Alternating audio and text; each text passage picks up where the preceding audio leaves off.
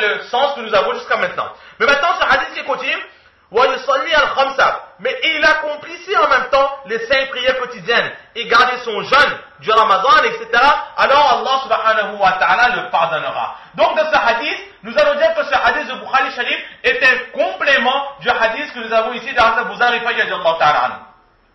Comment c'est un complément? Ici, hadith Abu Zar Rifai radiallahu ta'ala anhu, il a simplement dit La ilaha illallah. Mais le hadith qui se trouve dans le Bukhari Sharif nous précise que pour avoir le pardon d'Allah et entrer directement dans le paradis, ce n'est pas simplement des paroles qui comptent, mais aussi pratiquer la profondeur de cette parole, faire les namazes, les jeûnes, etc., etc. Et si nous aurons accompli cela, alors nous pourrons avoir le pardon d'Allah subhanahu wa ta'ala.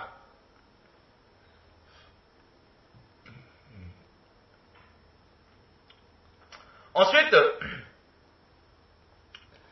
donc, la personne qui atteste qu'il n'y a pas d'autre Dieu à part Allah subhanahu wa ta'ala et met donc en pratique cette religion et meurt avec cette foi, elle entrera automatiquement dans le paradis. Et c'est là justement où Hazrat Abu Zar Rifai radiallahu ta'ala il est stupéfait. Il est étonné. Pourquoi? Parce que d'un côté, il y a cette promesse du paradis en échange de la foi et de la pratique. Mais Hazrat Abu Zar Rifai radiallahu ta'ala il sait pertinemment que l'être humain est faible. L'être humain commet des péchés. Alors il y a cette question qui lui vient à l'esprit. Oui, mais nous avons la foi, nous croyons en Allah, mais faibles que nous sommes, nous faisons des péchés. Est-ce que ces péchés-là peuvent nuire à notre foi ou ces péchés n'atteigneront nullement notre foi? Qu'une fois musulmans, nous pouvons nous permettre de faire tous les péchés que nous voulons. Et c'est la question qu'il pose. Wa in zana wa in saraqa. Ô prophète d'Allah, même si cette personne commet l'adultère et cette personne vole, elle aura quand même le droit d'entrer dans le paradis? Et le prophète sallallahu alayhi wa sallam lui répond, oui, Abu Zar Rifai radiallahu ta'ala, oui, Hazrat Abu Zar, même si elle a fait l'adultère, même si elle a volé, elle entrera dans le paradis. En 3 fois, il va poser cette question. Pourquoi poser cette question en 3 fois? Parce qu'en fait, tout d'abord, il y a un autre récit, ou d'autres récits, qu'Hazrat Abu Zar Rifai radiallahu ta'ala connaissait très certainement. Comme par exemple, un récit où le prophète sallallahu alayhi wa sallam dit La yazni zani hina yazni wa huwa mu'minun, qu'il n'y a aucune personne qui commet l'adultère et qu'au moment de son adultère, elle est toujours musulmane. Qui veut dire que la personne qui fait l'adultère n'est plus musulmane. Dans un récit, le prophète sallallahu alayhi wa sallam dit en ce sens que la personne, lorsqu'elle fait l'adultère, alors elle n'a plus de foi, elle a perdu sa foi.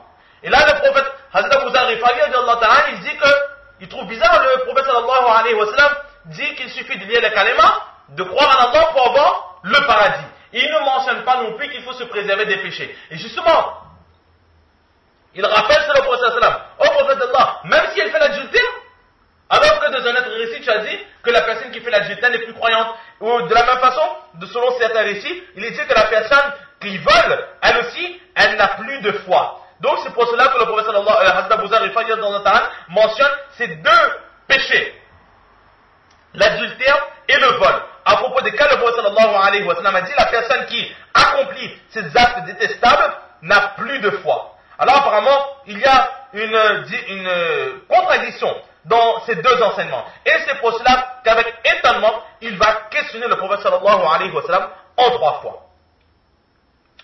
Et maintenant, la réponse justement à cette contradiction, il n'y a nullement de contradiction, mais tout simplement qu'ici le prophète sallallahu alayhi wa sallam, dans le hadith présent dans le Mishkat Sharif, le prophète sallallahu alayhi wa sallam veut dire que la personne qui croit en Allah, qui met l'islam en pratique, etc., alors entrera éternellement dans le paradis et ne restera pas éternellement dans l'enfer. Le prophète a nullement dit que la personne qui croit en Allah n'entrera jamais dans l'enfer.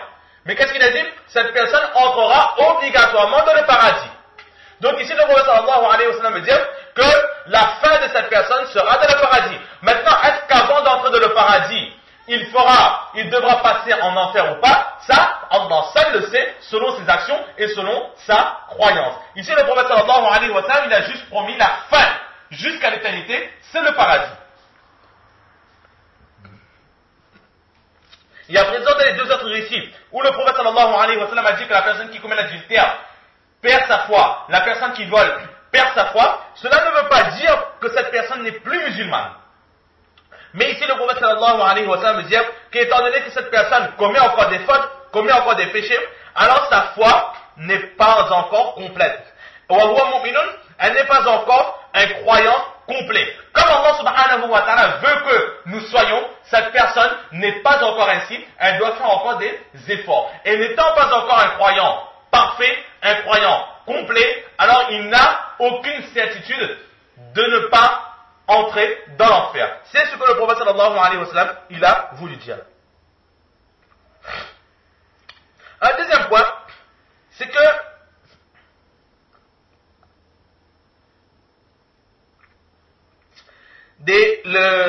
l'adultère et le péché et le vol sont deux grands péchés, qu'on appelle les péchés kabira, les grands péchés. Maintenant, qu'est-ce qu'un grand péché et qu'est-ce qu'un petit péché? Il n'y a pas de grand péché, il n'y a pas de petit péché. Tous péchés sont condamnés et condamnables par Allah subhanahu wa ta'ala. Le musulman se doit absolument de se protéger, de se préserver de toutes les fautes, de tous les péchés. Cependant, une différence a été faite entre les péchés. Il y a ce qu'on appelle les grands péchés et les petits péchés. Ce n'est qu'une différence, on dira, au niveau du parler. Une différence littéraire, mais non pas une différence réelle. Maintenant, qu'est-ce qu'un grand péché, qu'est-ce qu'un petit péché? Il y a pas mal de divergences, mais certaines personnes sont d'avis que tous les péchés qui ont été mentionnés dans le Coran sont des grands péchés. Les autres sont des petits péchés. Bon, après là, c'est un très très grand et un très long sujet à traiter. On ne va pas s'attarder sur ce sujet. Juste dire qu'il n'y a pas de grands et de petits péchés. Péché est un péché condamné et condamnable par Allah subhanahu wa ta'ala. Maintenant, selon la gravité de l'action, selon la faute de l'action, alors la punition pourra varier. Exactement comme un enfant, ou pardon, une personne qui va casser un verre et une autre qui va casser 10 verres. Il n'y a pas que la personne qui a cassé un verre dit oui, mais moi je n'ai cassé qu'un seul verre, donc je n'ai pas à être réprimandé. Au contraire, elle est réprimander la personne qui a cassé les 10 verres. Non, les deux personnes ont fait des fautes. Maintenant, la gravité de chaque faute est différente. Celle qui a cassé un seul verre a commis une faute moins grave. Et celle qui a cassé les 10 verres a commis une faute plus grave. Mais les deux sont fautifs. Alors, il y a des grands péchés, il y a plusieurs grands péchés. Il n'y a pas que l'adultère, et il n'y a pas que le vol. Alors pourquoi est-ce que le prophète Hazrat Abu Zar Ghifari, il s'est tout simplement arrêté à ces deux péchés-là? Il s'est suffi de préciser ces deux péchés, l'adultère et le vol. Surtout qu'il devait poser la question en 3 fois. Il aurait pu par exemple, dans chaque question, citer deux grands péchés. Il aurait pu citer d'autres péchés que l'adultère et le vol, qui sont mentionnés dans le Coran. Mais pourquoi est-ce qu'il ne s'est suffi que de ces deux péchés-là? Alors à ce moment, les muhaddithines, les commentateurs, ils disent qu'en fait, dans ces deux péchés-là, Hazrat Abu Zar Ghifari fait allusion à tous les péchés qui peuvent exister. Comment cela?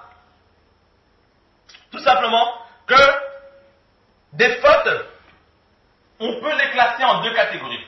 Les fautes qui sont entrées au droit d'Allah, les fautes dans le huququllah, et les fautes qui ont trait avec les droits d'autrui dans les huququl ibad. Alors, dans le zina, l'adultère, c'est le huququllah, les droits d'Allah qui sont bafoués. Et là, justement, Hazrat Abu Zar Ghifari en disant wa inzana, au prophète d'Allah, il ne parle pas simplement de l'adultère, mais au prophète d'Allah, même si cette personne bafoue les huququllah, les droits d'Allah, elle entrera dans le paradis.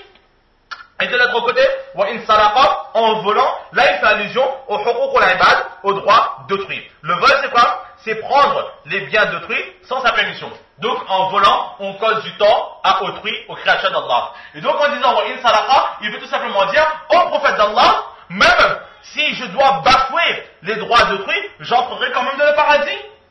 Et le prophète sallallahu alayhi wa sallam de dire oui, tu entreras dans le paradis, mais peut-être pas directement, peut-être pas dès le jugement donné, mais peut-être que tu passeras, la personne peut passer par un châtiment en enfer, Allah nous en préserve, mais à un moment donné, cette personne entrera dans le paradis.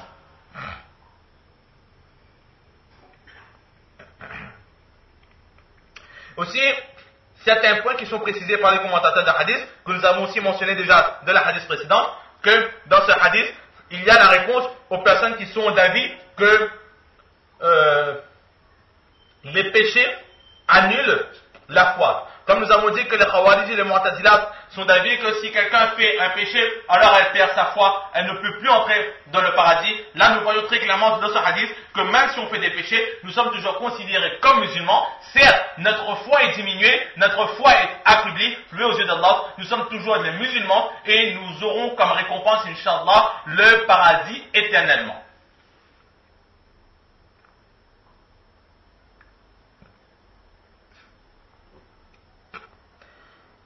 À présent, ce que le prophète sallallahu alayhi wa sallam a dit, et enfin à la fin, il termine le prophète sallallahu alayhi wa sallam qui termine, وَإِن زَنَا وَإِن سَرَقَ عَلَى رَغْمِ أَنْفِ أَبِي ذَرٍ. عَلَى رَغْمِ أَنْفِ, c'est une expression en arabe.